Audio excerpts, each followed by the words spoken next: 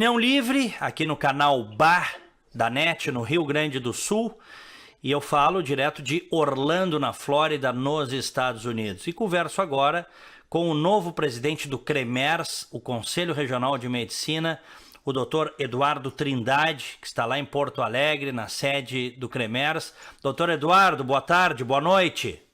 Boa tarde, boa noite, Diego. Um prazer e um privilégio poder estar conversando contigo sobre, debatendo esses temas, e agora na condição de presidente do CREMERS. Muito bem. Nós estamos, eu lhe dei boa tarde e boa noite, porque aqui é fim de tarde, nós estamos 3 horas a menos do que aí no Brasil. E eu fiquei feliz, já conversei com o senhor numa oportunidade lá na Rádio Bandeirantes, e aproveito para lhe cumprimentar mais uma vez, agora aqui no programa Opinião Livre, pela sua eleição, pela eleição do seu grupo, doutor Eduardo. Eu que agradeço agora, a gente sabe que foi uma vitória suada, né? Foi um projeto, na verdade, que nós tínhamos para melhorar a questão da medicina, principalmente, né? Que vinha, nos últimos tempos, sofrendo todo tipo de crítica, né? E apanhando por todos os lados, inclusive dos próprios médicos, né? Então, nós, que é um grupo coeso de profissionais de todo o estado, de diversas faixas etárias, que estão na linha de frente da medicina, que trabalham com medicina, né, resolvemos unir esse grupo para disputar o conselho e para poder uma nova cara para o conselho, né? Trabalhar de uma forma um pouco diferente. Nós estamos vivendo um momento de profundas mudanças no Brasil, né? Vejam que nós tivemos uma mudança contundente no Brasil. Nós tivemos uma mudança contundente na sua área no Sindicato Médico, agora no Conselho Regional de Medicina. Qual é a leitura que o senhor faz, hein, desse momento que nós estamos vivendo, hein, doutor Eduardo? Diego, desculpe a brincadeira, mas nós começamos todo esse processo, né? Na verdade, a primeira eleição que teve foi a eleição do Conselho, né? Antes das eleições majoritárias, políticas, e antes da eleição do sindicato, inclusive. Nós começamos essa primeira onda de mudança. Mas como é que eu vejo isso? Se viu com desgaste das estruturas tradicionais em todos os segmentos da sociedade civil, né? Não apenas nos órgãos de classe, que nem os órgãos de médico, que nem o Conselho Regional de Medicina, o Sindicato Médico, mas também na classe política. A gente viu que essa renovação ocorreu em vários segmentos, né? Inclusive, agora, recentemente, fui numa reunião do Conselho Federal de Medicina e essa renovação se deu nos principais conselhos do Brasil. Quais são eles? Conselho Regional de São Paulo, que é o maior do Brasil, mais de 100 mil médicos inscritos lá. Renovação gigantesca também, acima de 100%. Conselho Regional, segundo maior, Conselho Regional do Rio de Janeiro, também houve essa modificação. Então, a gente está vendo que essa onda de mudança está vindo em todos os setores da sociedade. E as pessoas, me parece que isso é absolutamente natural e também é saudável, né? As pessoas estão esperando mais do setor público, das entidades, das organizações. Tem uma geração chegando, eu não sei quantos jovens aí votaram no CREMERS, mas eu vejo pelos meus filhos, essa geração que está chegando aí, ela tem outras demandas, outras exigências que as gerações anteriores até deixavam passar, não é, doutor Eduardo? Essa visão é perfeita. Assim, hoje em dia as respostas têm que ser muito mais rápidas, imediatas, né? Hoje em dia uma resposta tem que ser dada em 12 horas. Às vezes, no mais tardar, 24 horas, senão aquilo lá já se torna antigo e já passado, né? Então, essas novas, não digo só essas novos formandos que agora vêm para o mercado de trabalho da medicina, mas mesmo essa geração que tem hoje 40, 50, 60 anos, eles querem resposta através dos meios de mídia social. Hoje em dia é tudo muito mais, não é tanto em papel, é tudo mais por meio eletrônico. Então, todas as mudanças, a gente tem que captar essas mudanças e pegar em prol da nossa categoria, né? Em conseguir responder mais rápido tanto os anseios da classe médica como os anseios da sociedade, né? E isso, quem não se der conta disso, vai ser substituído, né? Tá fora, né? Tá fora, certamente tá fora. Bom, o senhor é cirurgião do aparelho digestivo. Conta para nós como é que é a sua profissão, o que o senhor faz. O senhor opera muito todos os dias, doutor Eduardo? Eu opero, eu chego a operar praticamente todos os dias, né? Eu sou um aficionado por cirurgia, meu estímulo fazer medicina foi realmente a cirurgia, né? Então, como é que funciona? Atualmente, a pessoa tem os 6 anos de faculdade, que eu fiz aqui na Universidade Federal, fiz aqui na URGS. Uhum. Daí, depois, para começar a cirurgia do aparelho digestivo, tem que fazer 2 anos prévio de especialização em cirurgia geral. Tá. Aí eu fiz 2 anos de cirurgia geral na Santa Casa e depois fiz mais 2 anos de cirurgia do aparelho digestivo, ou como eles chamam em São Paulo, que é a gastroenterologia cirúrgica. Depois eu fiz mais 2 anos, que é uma nova residência, uma nova prova, um novo título especialista, que é a cirurgia do aparelho digestivo que eu fiz no Hospital de Clínicas. Então, no total aí, são quase 10 anos. São 10 anos, literalmente 10 anos. Literalmente. Bom, literalmente 10 anos. É bem diferente da formação de um médico cubano, né? Eu não posso perder a brincadeira. Cubano, não dá nem... Isso que depois eu acabei, claro, como eu tinha essa questão de formação acadêmica, vindo da URGS, eu acabei fazendo doutorado também, né? Aham. Daí depois mais 3 anos de doutorado. Então, na verdade, são 13 anos de estudo. São 13 anos de estudo. Se estuda, Deus, a gente acaba estudando todos os dias, né? As novas tecnologias, essas modificações que tem, acontecem em todos os setores, inclusive na minha profissão. O que surgiu lá quando eu me formei há 11 anos atrás, hoje em dia muitas coisas já estão superadas, né? Então o estudo tem que ser contínuo. Mas formalmente, de estudo, são 13 anos já. O senhor está com que idade, doutor Eduardo? Eu 36 anos. 36, é um jovem médico. Bom, uma coisa que eu tenho muitos amigos médicos e uma coisa que a gente sempre ouve é o seguinte: a vida de médico, no aspecto da falta de tempo, é muito parecida com a do jornalista, principalmente nos 10, 15, 20 primeiros anos da profissão, às vezes até piora depois, tá? Mas as pessoas muitas vezes não se dão conta do tempo que se abre mão de estar com a família, de estar nas festas, em plantões. A vida do jornalista é muito parecida também. O senhor até hoje faz plantões, às vezes está fora das festas, não sei se de fim de ano, enfim. Eu, como jornalista, e sei que muitos médicos às vezes passam longe da família. Como é que é a sua rotina? A minha rotina é bem estressante. E aquela questão, eu estou voluntariamente fazendo isso, né? Mas de vez em quando está numa reunião de família, combinamos um jantar, surge um paciente que tem que operar. Porque como eu faço cirurgia do aparelho digestivo, que são cirurgia de colestectomia, cirurgia de hérnias inguinais, eu faço muita cirurgia bariátrica, que é a cirurgia para perda de peso, para obesidade mórbida. Então, eventualmente, acontecem as urgências cirúrgicas, né? Tem que sair correndo. Tem que, em qualquer momento, tem que parar a sua atividade como um jornalista. Para a sua atividade, tem uma pauta em outro local, e tem que fazer aquilo ali naquele momento. Ou seja, tem que gostar muito do que se faz, né? Tem que gostar muito. E é bem aquela questão que voltou atrás. Isso, como eu, tem vários outros colegas médicos aqui no Brasil, a nossa formação é longa por um motivo. Para a gente ter uma formação boa e prestar o melhor atendimento ao paciente. E agora, só pegando o gancho, como essa questão dos mais médicos, a gente pegava um médico com 3, 4 anos de formação e colocava no mesmo patamar ou no mesmo grau de responsabilidade de um colega que às vezes tem 5, 6 anos de formação pós a faculdade, né? Claro.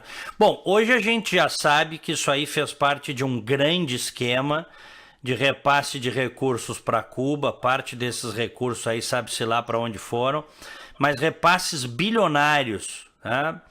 Até agora o governo do México, que tem um presidente de esquerda, o López Obrador, ele também quer pegar os médicos cubanos, que a gente convencionou chamar de médicos, mas em verdade não poderíamos chamar, porque se eles não revalidaram diploma e não têm a formação do brasileiro, no Brasil, perante a legislação brasileira, médicos não são. Foi criada toda uma circunstância especial para recebê-los, não foi isso, doutor Eduardo? Sem dúvida alguma, né? Eu até naquele momento estava só na ponta da medicina, estava só atuando como médico, não estava atuando no conselho, né?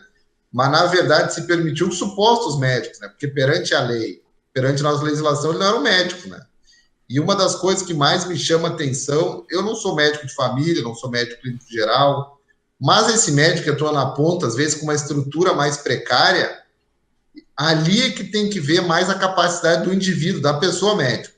A capacidade pessoal, sua capacidade de relembrar os conceitos, ter tudo aqui, a ciência e a arte muito bem. Então, na verdade, aquele médico que atua na ponta, em unidades básicas de saúde, tem que ser o mais qualificado de todos, praticamente. Claro. Às vezes eu vejo muita gente falar, inclusive, o ensino superior, não, mas aquele médico só atende imposto de saúde. Sim, mas aquele ali é o que tem que perceber qual caso é grave, qual caso não é grave. Porque se ele deixar, não perceber que o caso é grave, vai deixar de conseguir curar a cura de um paciente. Até porque muitas vezes, em determinadas situações, não tem equipamento. A gente sabe o que é o caos aí, a falta de materiais, a falta de equipamentos para os médicos. Então, o sujeito tem que ter conhecimento para muitas vezes avaliar e até arriscar, né? Não, a falta de estrutura que tem é uma coisa absurda, né? Tu pede uma ecografia, às vezes demora 6 meses, 7 meses, 8 meses. Então, depende muito da capacidade pessoal do médico, né? É quase como se falava fazendo uma comparação ruim, assim, que é uma discrepância muito grande. Compara um piloto da Força Aérea Americana e um piloto da Força Aérea Brasileira. O da Força Aérea Brasileira, para conseguir se equiparar ao americano, que tem uma tecnologia muito mais... Ele tem que ter um treinamento muito melhor. Então, se tu joga um profissional lá na ponta, na vila, ou nos rincões do Brasil, tu tem que pegar o cara o melhor possível. Porque ele vai ter que conseguir atuar sem nada, né? Claro. Ele é quase o que eu chamaria um ramo da medicina. A gente tem que ter um profissional ultra treinado, que sabe com as piores ferramentas consegue ter os melhores resultados. Claro. Lhe surpreendeu, doutor Eduardo, quando, enfim, o governo cubano disse, eles vão embora, tal, e aí eles já foram embora, os cubanos, e aí o governo já abriu aí uma licitação para a entrada uma espécie de licitação para a entrada, né, de um chamamento para a entrada de médicos brasileiros e de outros locais, e rapidinho você tinha aí mais de 20 mil médicos inscritos e se conseguiu fechar as vagas com a bolsa essa. Isso lhe surpreendeu? Isso não me surpreendeu pela quantidade de médicos disponíveis, né? Apesar de um ponto eu vejo com bons olhos, porque finalmente que bom que a gente em curto espaço de tempo conseguiu mostrar que era falaciosa aquela fala do governo, que a gente não teria profissionais para atender em todos os rincões, mas ao mesmo tempo a gente vê que, infelizmente, os profissionais estão se disponibilizando a trabalhar sem condições adequadas, porque eu não sei, muita população não sabe, Diego, que é o seguinte, esse programa Mais Médicos é um programa de pós-graduação. Então, na verdade, esse valor que se ganha é uma bolsa. Então, na verdade, às vezes tu quer submeter um indivíduo, um cidadão brasileiro que tem família, que tem obrigações, que às vezes tem filho para criar, a trabalhar com um prazo determinado num rincão onde às vezes você não consegue criar vínculo, onde a gente sabe que a ingerência política do prefeito de plantão é muito grande e a gente quer que os profissionais vão trabalhar lá. Felizmente a gente conseguiu e tomara que agora o Ministério da Saúde esteja atento, nós estaremos, a que esses vínculos que esse profissional faça nos rincões, na cidade de difícil acesso, sejam vínculos duradouros, né? E não seja daqui a 3, 4 anos o pessoal seja tudo demitido, seus postos de trabalho. Doutor Eduardo Trindade, presidente do CREMERS, do Conselho Regional de Medicina. O médico brasileiro, na sua opinião, de maneira geral, ele é bem valorizado ou não? Ele é mal valorizado. Mal valorizado. Agora falando nem só como presidente do conselho, mas como médico atuando na linha de frente, é muito mal valorizado. Por quê? Esse médico, a nossa remuneração média é muito menor que a de outros países semelhantes. A gente ganha menos e acaba tendo que se exigir uma carga horária de trabalho muito maior. Só para ter um comparativo, agora nem falando da minha área da obstetrícia, às vezes o obstetra que está fazendo o parto ali da gestante ganha menos que o indivíduo que foi contratado para filmar esse parto. Isso, para mim, é um absurdo, porque a responsabilidade toda do parto, qualquer problema que aconteça ali, recai sobre esse obstetra. Em compensação, não quero que alguém ganhe mais ou menos ou ficar competindo. Eu não acho que o cinegrafista ali que está filmando o parto ganhe muito. Eu acho que o profissional, o obstetra, tem que ganhar muito mais pela responsabilidade que ele corre. Eu estou lhe entendendo, mas é que são formações diferentes, exigências diferentes, responsabilidades diferentes, não tem comparação, né? Não tem comparação, e às vezes até os próprios, agora, as operadoras de saúde e hospitais permitem que aconteça esse verdadeiro descalabro, né? O obstetra seja o profissional quase que está ganhando menos ali naquele procedimento, né? Vem cá, e a proliferação das escolas de medicina, isso aí é uma briga antiga, né? Antiga. Os médicos, as entidades de classe normalmente, eu até quero saber a sua posição, mas reiteram que tem muitas faculdades de medicina e que não são de bom nível. O que tem de verdade nisso aí? Qual é a sua posição? A minha posição é muito clara sobre isso. A posição até esse grupo de conselheiros que eu represento é muito clara, né? O número de faculdades de medicina é absurdo. Nós temos mais faculdades de medicina que a Índia, que é um país que já chega a ter 1 bilhão de habitantes. Sim. Então, nós temos um número muito elevado. O número de escolas médicas de baixa qualidade ou que não tem um hospital-escola de referência é gigantesco. Acabam fazendo convênios com hospitais de baixíssima qualidade. Então, esse profissional que acaba sendo formado é um profissional ruim, de baixa capacidade técnica. Então, isso nos preocupa muito. E, na verdade, hoje em dia, a medicina depende muito mais da estrutura para ser efetuada do que apenas a presença física do profissional. Às vezes, a presença física do profissional sem estrutura não quer dizer nada. E a gente vê, Diego, aproveita até que está nos Estados Unidos. Os Estados Unidos passou por um processo semelhante há mais de 100 anos atrás. Sim. Que é o relatório que a gente estuda muito em educação médica, o relatório Flexner. Esse relatório Flexner foi feito para quê? Para reduzir o número de escolas médicas nos Estados Unidos. Olha, escolas que não detinham hospital-escola, que não tinham uma formação adequada, rotação de diversas especialidades, foram fechadas. Então, o Brasil, 150 anos praticamente depois dos Estados Unidos, vai ter que passar por um processo semelhante. Que hoje em dia a proliferação é por um motivo mercantilista e populista, gerando muitos riscos, tanto esse profissional não qualificado, quanto o paciente que vai buscar tratamento com um profissional que não consiga oferecer mínimas condições para tratamento ali. Então, o Brasil vai ter que enfrentar esse problema, né? Não é a presença física do médico que garante uma boa medicina, uma boa saúde. Eu tenho um amigo que é cirurgião também e já é um veterano e ele é professor de medicina e ele me disse que fica apavorado com o que está saindo de gente desqualificada das universidades, das faculdades de medicina. Não só de medicina, né? Que nós estamos falando da medicina. Eu lhe garanto que em várias faculdades aí da área de humanas, que é a minha área, se aplicarem regra de 3, interpretação de texto, as 4 operações matemáticas básicas, um monte de gente fica pelo caminho, viu? E sai formado. O mais triste, Diego, que é o seguinte, ó, eu trabalho muito com acadêmicos de medicina, estudantes e residentes, né? Eu me lembro que assim, ó, eu sou relativamente novo na medicina, eu tenho 11 anos de formado, mas tu nunca via alunos cometendo erros de português. Sim. Porque era uma exigência tão grande desses profissionais para passar no vestibular, para enfrentar, que já era um cara extremamente qualificado que estudava muito. Hoje em dia a gente vê profissionais cometendo erros banais de português. Então isso assim, ó, é triste e diferente, talvez. A gente sempre faz um comparativo com o direito.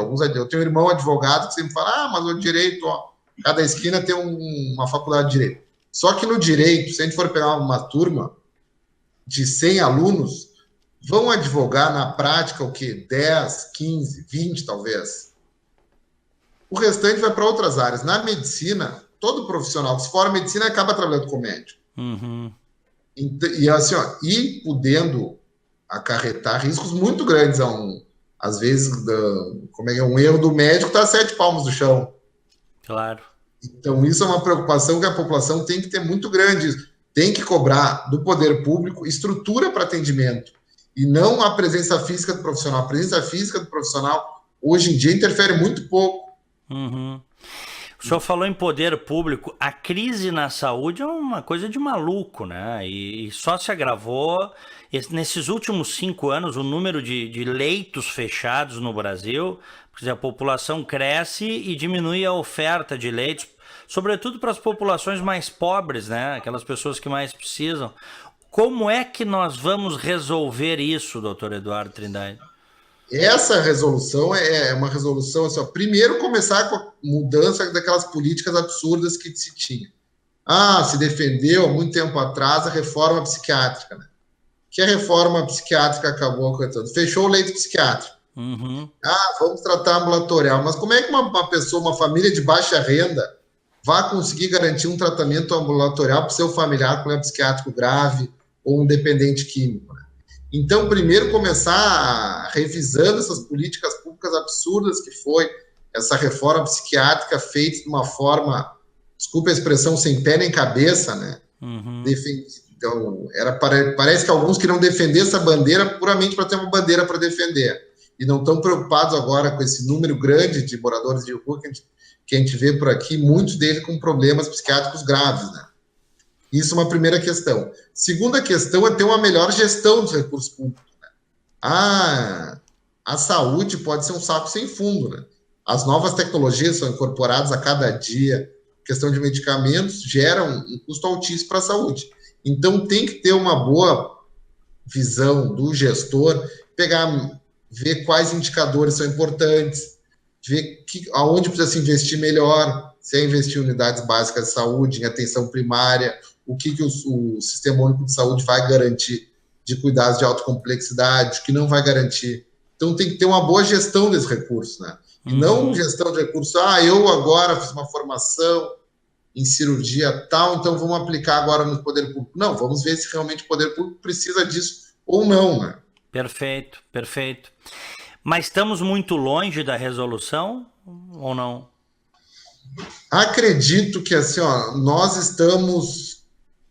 Às vezes a gente sabe que solução para os problemas são aparentemente fáceis, né? Mas assim, se fosse A mais B, qualquer um conseguiria resolver. Claro. Acredito que a curto prazo não, mas a médio prazo nós conseguimos resolver os problemas. Se tiver um governo sério, que não se mude por políticas populistas, nós conseguimos resolver, certamente. Uhum.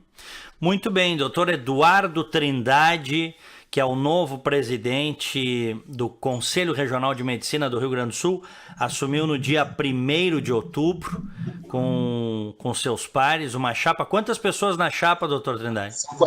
40 conselheiros. E é mandato de 5 anos, né? Mandato de 5 anos. Mandato de 5 anos.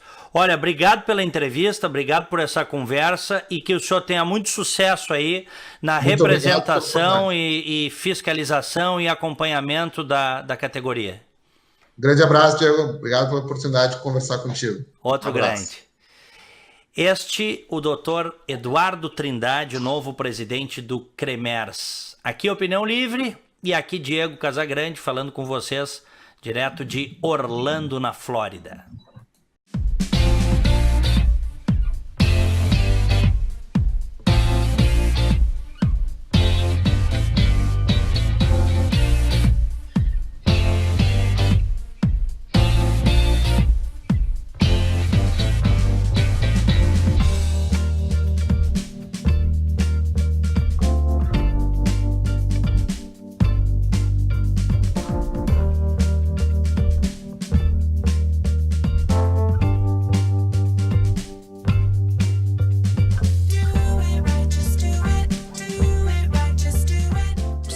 FEComércio RS apresenta a energia que circula, o clima que vira, a força que rola, o aperto que passa, a ideia que troca, a gente que toca, o desejo que anda, o tanto que gera, a vida que gira.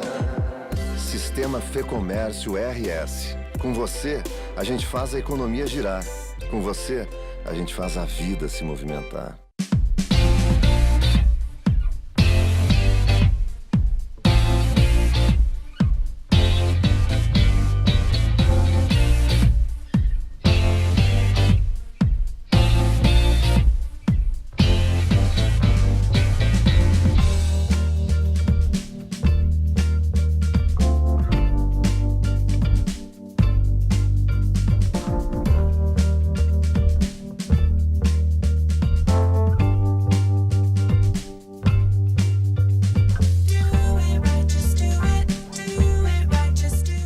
Aqui Diego Casagrande, falando direto de Orlando, na Flórida, nos Estados Unidos. O meu convidado, a partir de agora, é Marcel Van Hatten, deputado federal eleito pelo Rio Grande do Sul, Partido Novo, com quase 350 mil votos. Um jovem que chegará a Brasília com novas ideias, com a tentativa de reformar o Estado e com uma visão liberal das relações, da vida, sobretudo do mercado. Marcel Van Hatten, boa noite. Boa noite, Diego. Boa noite a todos que te assistem aí. Satisfação falar contigo e pela primeira vez dar uma entrevista aqui, ainda antes de tomar posse, direto do plenário da Câmara dos Deputados.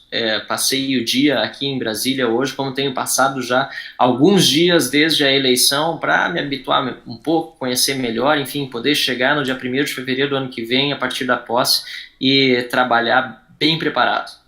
Que maravilha! Este plenário que certamente será palco de muitos discursos, mas sobretudo de muitas iniciativas tuas, exemplo do que fizeste já na Assembleia Legislativa do Rio Grande do Sul, no sentido de ajudar a botar esse trem chamado Brasil nos trilhos.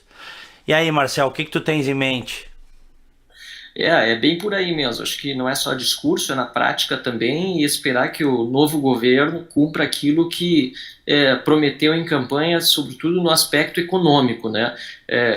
Ideológico também, enfim. Eu sou do Partido Novo, nós tínhamos candidato à presidência, que era o João Amoedo, e as propostas do Partido Novo são liberais para a economia, de privatização, de redução do inchaço da máquina pública e de reforma do Estado.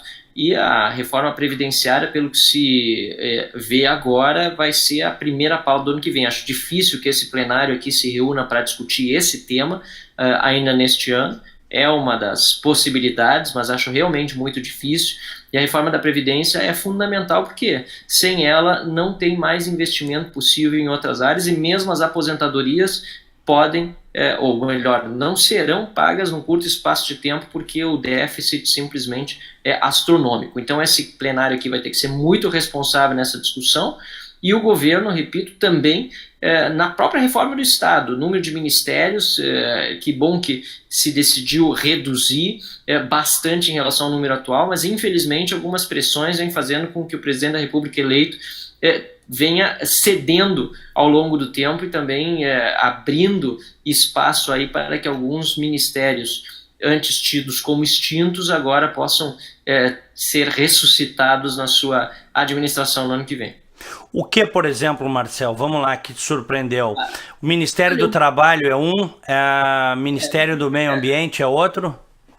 Eu tenho a questão do Ministério do Meio Ambiente. Eu sei que eu ouvi várias pessoas que entendem da matéria, algumas disseram, depois de bastante debate a respeito, que se não fosse subordinado ao Ministério da Agricultura, e acho que não era essa a intenção inicial, mas se fosse algo transversal, horizontal, seria realmente positivo. Tendo uma pessoa como ministro da Agricultura e do Meio Ambiente que cuide das duas áreas e possa levar ao presidente as preocupações de ambos os lados, poderia ser mais produtivo, porque um presidente sentar com 30 ministros, 40 ministros, como o Brasil chegou a ter, é simplesmente impossível. Quanto menos, mas qualificados, entendendo de todas as matérias sobre suas gestões, melhor.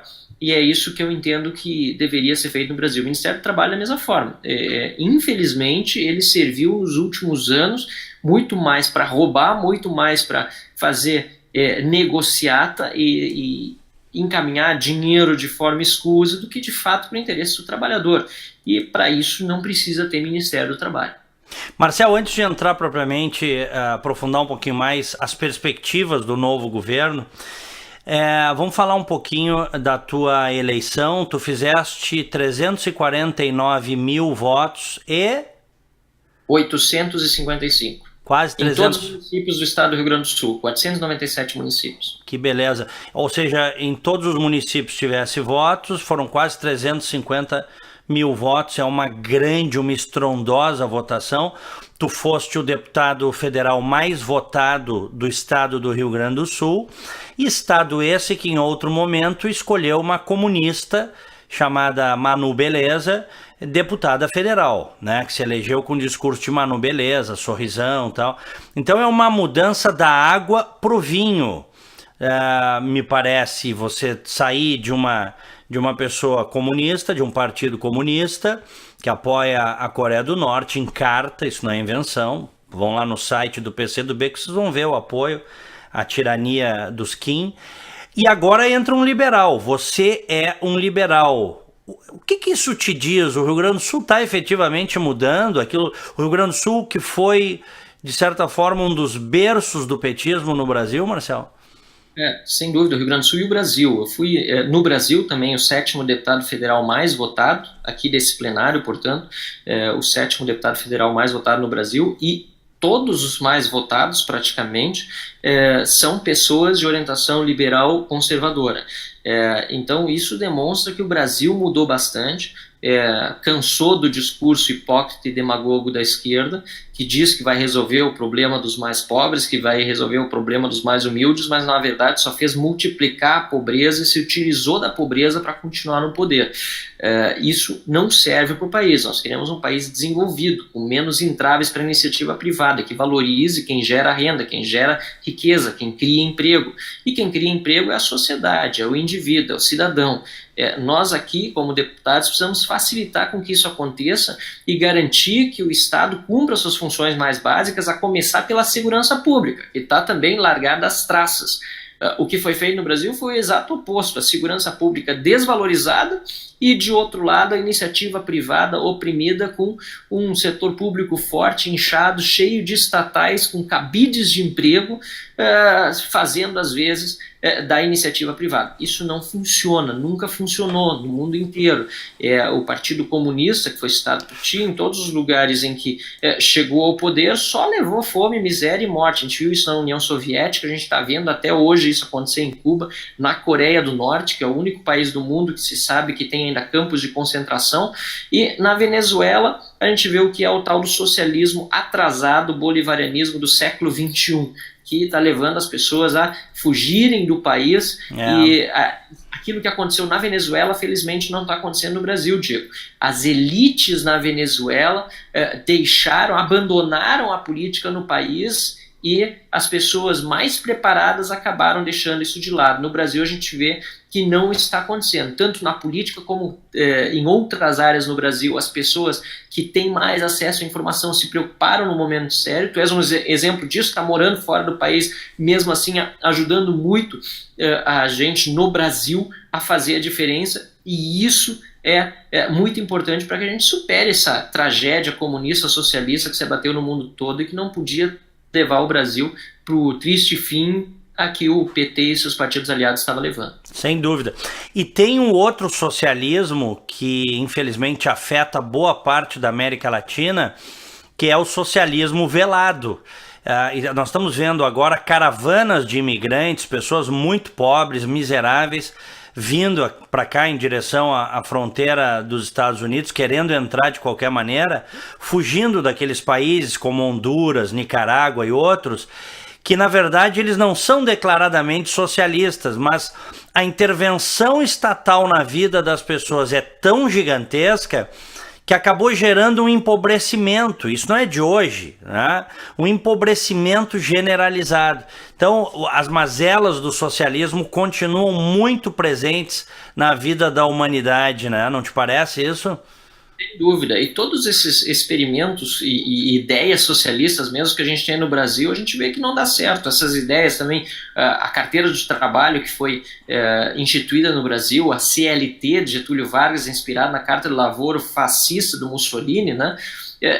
Todos esses ditos direitos dos trabalhadores, no fim das contas, não são vantagem para o trabalhador brasileiro. Pelo contrário, a gente não vê gente dos Estados Unidos querendo vir para o Brasil para ter CLT, para ter carteira de trabalho. A gente vê o oposto, a gente vê pessoas querendo sair do país para ir para um ambiente em que as relações de trabalho são justamente mais livres, em que a responsabilidade individual, isso é muito importante. Nós queremos liberdade, mas queremos responsabilidade dos dois lados, de quem emprega e de quem é empregado.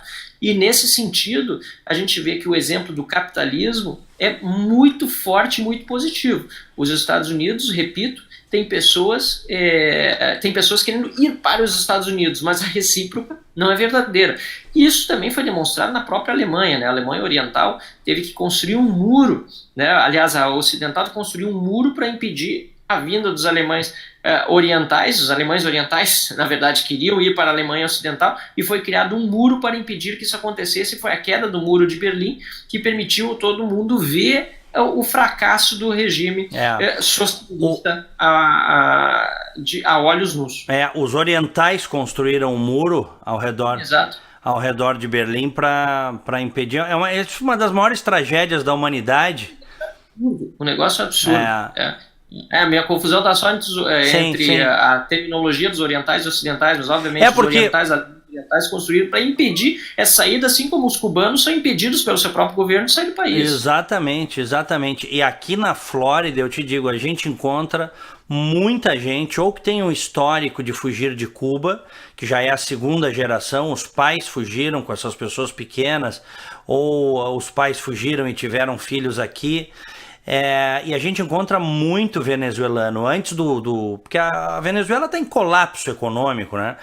Antes daquilo efetivamente colapsar, acontecer, que é o destino inexorável do socialismo, muita gente saiu do país e não foram, como tu disseste, as elites todas saíram, né? Mas as classes médias também saíram. Eu já conversei com pessoas aqui que tinham feito um patrimônio de alguns imóveis como aposentadoria, ficou tudo para trás, Marcel, fugindo da ditadura venezuelana. Terrível. E tem gente aqui que celebra isso, que foi dar apoio a isso na própria Venezuela. Isso é absurdo. Eu estive lá, no dia 6 de dezembro de 2015, na verdade alguns dias antes, e até o dia 7, que era o dia das eleições parlamentares na Venezuela, aquela que deu, aliás, uma ampla vitória à oposição, mas que não foi respeitada depois pelo Maduro. Ele destituiu todo mundo, né? Eu via, quando eu ia nas sessões eleitorais, Diego, milicianos com armas do lado das urnas. Isso não é democracia. Não tem como chamar isso de democracia. Como é que você vai votar com um miliciano segurando uma arma, um armamento pesado do lado da urna? E mesmo assim, a oposição venceu com uma maioria qualificada. E mesmo assim, o governo venezuelano do Maduro, que é um narco-estado, é dominado pelo narcotráfico, os chefes do exército venezuelano todos são ou cubanos ou treinados em Cuba, e gente que sobrevive e vive do dinheiro sujo do tráfico de drogas. E isso é algo que, puxa vida, é lamentável vermos pessoas no Brasil aplaudindo esse tipo de regime. Só pode ser criminoso também. 20 anos, né? Já tem 20 anos. Não tem como. 20 anos daquele pessoal, primeiro Chávez, depois o Maduro, liquidaram com o país. Imagina se o ciclo petista de 20, 30 anos, como queria o Zé Dirceu, tivesse se concretizado, hein? É verdade. Seria terrível para o nosso país. Então agora a gente tem uma nova chance para um novo começo. É claro que todos os políticos são falíveis, nós somos seres humanos, eu não acredito em salvadores da pátria, isso é importante nós lembrarmos, nós precisamos fiscalizar permanentemente todos os que estão no poder. Agora, foi um grande sinal do presidente eleito Bolsonaro colocar o juiz Sérgio Moro, que não é demissível praticamente, não tem como demitir um cara desse, no Ministério da Justiça. Uma pessoa que já deu muito exemplo, já contribuiu muito para o Brasil, inclusive um ex-presidente da República está preso, mas não só Lula, tantos outros políticos de vários partidos, empresários grandes, presos pela obra do Sérgio Moro, óbvio, por responsabilidade deles, pelos crimes que cometeram, mas pela coragem do Sérgio Moro de enfrentar isso que muitos outros colegas seus no passado não enfrentaram, junto com o Ministério Público, junto com a Polícia Federal, e agora ele é o ministro da Justiça no Brasil.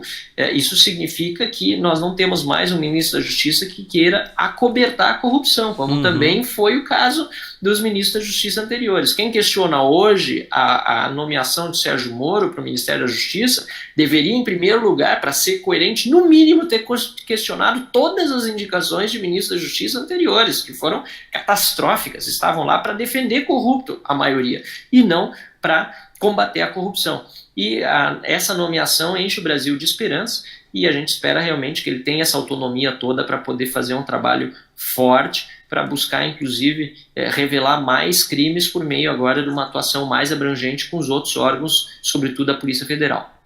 Marcel, nós estamos vendo aí o surgimento do liberalismo no Brasil. Não que o liberalismo ele já existe enquanto doutrina, com grandes pensadores, talvez em tempos recentes Roberto Campos tenha sido o maior deles, né? Mas com outros aí também. O conservadorismo surge com força total, assim como o liberalismo.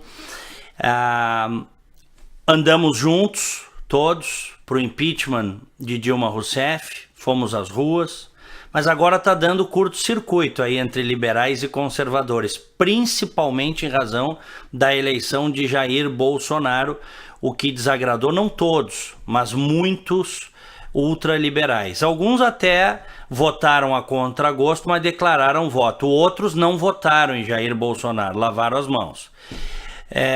Tu tens uma característica que eu gosto muito, tu tens um lado conservador e tu tens um lado liberal, porque eu me posiciono contra aquelas pessoas que acham que para você se dizer liberal ou se dizer conservador, você tem que estar dentro daquela caixinha, daquele formatinho ali, né? Como é que tu tá vendo isso aí, Marcel? Olha, acho que tem um erro de compreensão das pessoas. Tem pessoas que são libertárias, né? Tem uma visão de mundo realmente e muitas vezes até de busca de negação da liberdade. Eu acho que aí vai um pouco até contra o próprio liberalismo, da negação da liberdade de outras pessoas serem conservadoras, né, na sua vida pessoal, e que talvez não leram sequer John Locke, né, porque John Locke, que é um dos pais do liberalismo clássico, era uma figura também conservadora em muitos aspectos. Exatamente. Então, é um desconhecimento muitas vezes, ou até um conhecimento, mas uma vontade de desvirtuar o liberalismo clássico, chamando de liberalismo uma coisa que não é exatamente liberalismo. Mas é claro que eu concordo também com o que você disse, as caixinhas não importam tanto, as pessoas são um pouco liberais aqui, um pouco mais ali, conservadoras aqui e acolá. O que importa é que no básico a gente esteja junto. E o que é o básico? É defender os princípios e valores que precisam ser sustentados para que uma nação se desenvolva. Quais são esses princípios e valores? Defesa da democracia com adjetivos, como eu costumo dizer, não é? Nós passamos por um período em que ser chamado de liberal, né, inclusive, infelizmente, no estado do Rio Grande do Sul, o Instituto Liberal virou liberdade por medo da utilização da palavra liberal, em que se dizer liberal era difícil, né? As pessoas não gostavam de se proclamar como liberais e pouco diziam, porque o termo, inclusive nos Estados Unidos, onde você está, já foi totalmente deturpado, né? Ser liberal nos Estados Unidos é ser esquerdista. Né? No Brasil, por outro motivo, o termo estava sendo cunhado como, né, os neoliberais, enfim, passou a ser demonizado o termo. Agora está acontecendo a mesma coisa com a palavra democracia, ou seja, hoje a gente pode dizer que é liberal com orgulho, porque realmente é algo que está sendo buscado. Todos os candidatos à presidência da República, mesmo os de esquerda, tinham um programa liberal econômico, porque só o liberalismo dá certo na economia, e ainda mais num momento de crise. Aí sim que mesmo os mais estatistas vão atrás do liberalismo para resolver o problema. Só que agora estão usando a palavra democracia de uma forma totalmente torta. O pessoal que é totalitário, que é dessa esquerda aí, revolucionária, dizer que é democrata é uma piada. Então, por isso eu falo, nós temos que usar a democracia com adjetivos. E o que é democracia com adjetivo? É democracia constitucional, né, que se respeita a Constituição, democracia liberal, ou seja, que os valores da liberdade, das garantias fundamentais estão inscritos nessa Constituição, e uma democracia representativa, com um parlamento como esse, em que haja líderes e representantes eleitos pelos cidadãos de forma não fraudulenta para fazer o trabalho de ideológico também, de representação das ideias da sociedade. O que mais? defesa do direito de propriedade, fundamental, defesa do Estado de Direito, né, o conhecido Rule of Law, todas essas coisas são importantíssimas para que a gente tenha, de fato, um Estado de Direito, uma democracia com adjetivos, como eu disse, funcionando, e esses princípios são também essenciais, tanto para o liberalismo como para o conservadorismo, que se conversam. Então, eu vejo que tem muita discussão, é importante que haja, a gente vai para frente com o debate, mas também é importante que no momento, na hora H, na hora de combater os verdadeiros inimigos que a gente tem, a gente esteja junto. Sem dúvida. John Locke, que tu citaste, vida, liberdade e propriedade. Direitos fundamentais do ser humano. E que, infelizmente, no Brasil, são absolutamente violados de toda forma, de todas as maneiras. Tem gente que defende, por exemplo, que o aborto é uma tese liberal, o direito ao aborto, né? Eu discordo totalmente.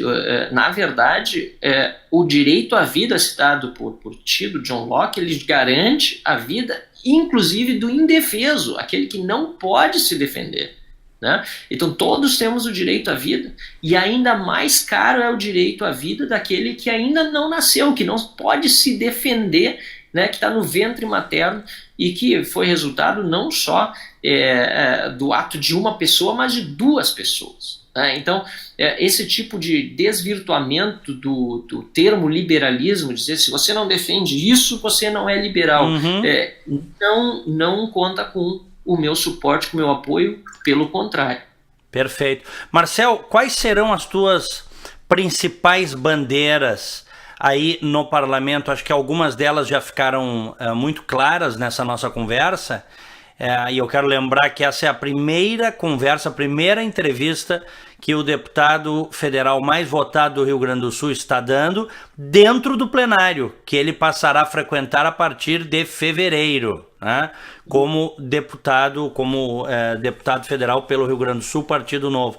Me fala aí outras bandeiras que a gente eventualmente não tenha abordado aqui. Tu já tens algum projeto de lei em mente? Olha, hoje também saiu a oficialização, Diego, da minha eleição interna na bancada e depois o referendo do diretor nacional, que é quem indica, como líder do Partido Novo. E a nossa bancada, líder na Câmara, né, e a nossa bancada de 8 deputados federais tem um compromisso muito grande com corte de privilégios, com corte de gastos. Então, para a gente poder pedir que os outros deem exemplo, nós temos que dar exemplo também. Então, nós vamos abrir mão de auxílio moradia, de apartamento funcional, nós vamos nomear nos nossos gabinetes no máximo metade dos assessores a que nós teríamos direito. Então, uma série de coisas são importantes para que a gente possa buscar que os outros também deem exemplo. E nós somos contra a utilização do fundo partidário, o partido não usou o fundo eleitoral tampouco nas eleições, e uma das primeiras atitudes, se não a primeira, vai ser protocolar um projeto de lei extinguindo o fundo partidário e também permitindo que, em caso de não extinção, ou enquanto não estiver extinto, o dinheiro do fundo partidário que está depositado numa conta, que é o meu caso do dinheiro do Partido Novo, que não usa, possa ser revertido para outras atividades, porque hoje o TSE diz para o Partido Novo que se o partido não utilizar e quiser devolver, esse dinheiro vai ser redistribuído entre todos os outros partidos. Isso é um absurdo. Então nós precisamos cortar privilégios para poder dizer, nós não podemos aceitar também as regalias nos outros poderes, em todas as áreas, no setor público. Precisamos defender privatizações, é fundamental, de novo, como eu disse antes, quem gera emprego é a sociedade, é o indivíduo e não o governo. Nós precisamos focar fortemente no endurecimento das leis penais, e isso passa aqui pelo Congresso, passa pela Câmara dos Deputados, passa também pelo Senado. Hoje nós temos regime semiaberto, progressão de regime, disse, né, que se prende muito, mas na verdade nós prendemos muito mal e precisamos ter uma punição mais rigorosa para quem realmente é criminoso. E uma das leis que já existe no Brasil, inclusive, e que no estado do Rio Grande do Sul tinha proposto na Assembleia de forma complementar, é garantir que o preso possa pagar pelo crime cometido, trabalhando na prisão e se ressocializando. Então tem uma série de coisas que nós precisamos levar adiante aqui na Câmara dos Deputados. São 25 as comissões permanentes, nós vamos ter participantes em várias dessas comissões aqui do Partido Novo, e sem dúvida nenhuma A gente espera contar também com o teu apoio aí, Diego, e de todos que nos acompanham pelas redes sociais para divulgar o que a gente está fazendo e mesmo pedir para que a sociedade se mobilize em muitas pautas que a gente vai precisar de apoio aqui, com certeza. Sem dúvida. Marcel Van Hatten, obrigado pela entrevista. Olha, há uma grande expectativa em relação ao teu mandato e a julgar pelo teu trabalho na Assembleia Legislativa do Rio Grande do Sul, certamente será um grande mandato com grandes proposições, disrupturas e, sobretudo, levar a palavra de mais liberdade, principalmente liberdade econômica, que o Brasil precisa. Eu repito isso, não fui eu que inventei essa frase, mas eu repito ela: o Brasil precisa de um choque de capitalismo de verdade, que aí quem sabe um dia a gente tire o pé do barro. Concordo, Diego. Obrigado de novo pela oportunidade, parabéns pelo teu trabalho, sempre se destacando. Enfim, estou à tua disposição aí, um abraço a todos que nos assistiram. Obrigado. Marcel Van Hatten.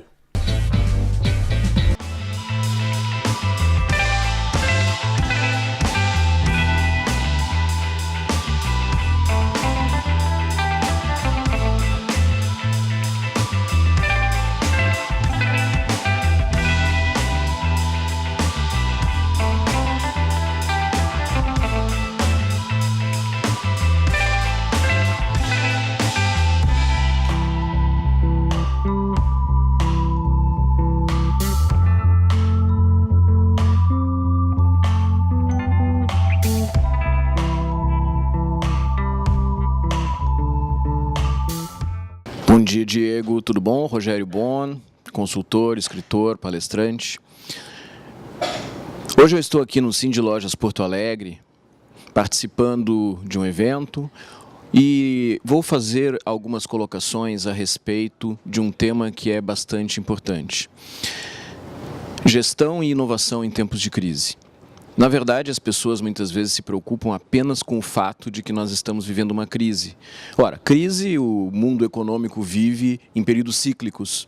A gente teve a crise de 29, a gente teve a crise do petróleo lá na década de 70 e 80, temos essa grande crise que aparentemente está se encerrando, e ali na frente, em 2025, 2030, haverá outra crise. Então não existe dúvida quanto a isso. Mas existem dois pontos significativos e que muitas vezes são maquiados, são escondidos por causa da crise. Um deles é a grande transformação que está acontecendo, essa inovação disruptiva que está acontecendo e transformando os negócios de uma forma muito especial. E, além disso, existe o cuidado com a gestão, que precisa ser feito independente do processo que esteja acontecendo. Independente de nós estarmos num período de crise ou de nós estarmos vivendo esse período de inovação disruptiva, essa preocupação com cada detalhe da gestão é significativo. Então não adianta a gente viver um período de grande desenvolvimento, de ter uma empresa que está crescendo muito e ela não crescer em bases sólidas, ela não crescer com as preocupações com as finanças, com recursos humanos, com tudo aquilo que a gente precisa ter de forma adequada dentro da nossa organização. Então é sobre isso que eu vou estar conversando. Sim, é importante se pensar em ser diferente no período de crise, mas nós temos que olhar de que forma as novas tecnologias, de que forma aquilo que está acontecendo no mundo vai impactar o nosso negócio e, principalmente, como é que eu vou estruturar o meu negócio para que ele seja sólido, independente de estarmos num período de crise ou num período de grande desenvolvimento. Diego, um grande abraço, sempre muito bom participar do teu programa e um agradecimento muito especial aí ao Cindy Lojas Porto Alegre por essa oportunidade de estar conversando com os associados. Um grande abraço ao meu amigo Paulo Cruz, com quem a gente já teve a oportunidade de estar em vários lugares do mundo aí em missões, trazendo novidades para os lojistas e para os empresários gaúchos e brasileiros. Muito obrigado, um grande abraço.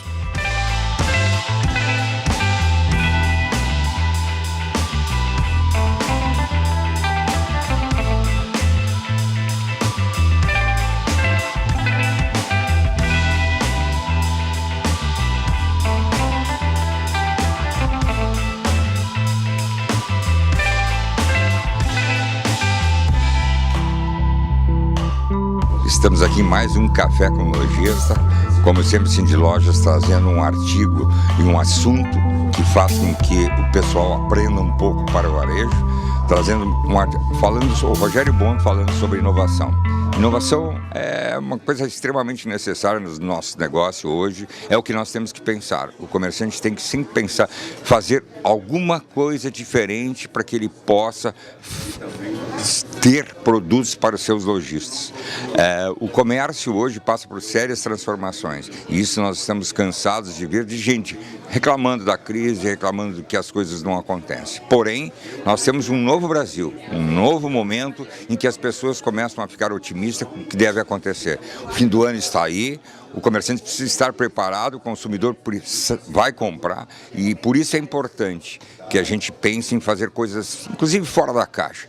Pense, invente, crie, faça uma transformação no seu negócio, mude de lugar as coisas, crie coisas, traga experiências para o seu comerciante e é isso que é importante. E é isso que nós estamos fazendo aqui, trazendo esse assunto para os nossos lojistas. Não esqueçam, o Cindy Lojas tem cursos, qualificações, tem muitos produtos, o Cindy Vagas oferecendo vagas para o comércio, tanto o consumidor e aquele que precisa de emprego pode nos procurar, como também o lojista pode procurar melhorar seus quadros, contratando pessoas qualificadas através do Cindy Lojas.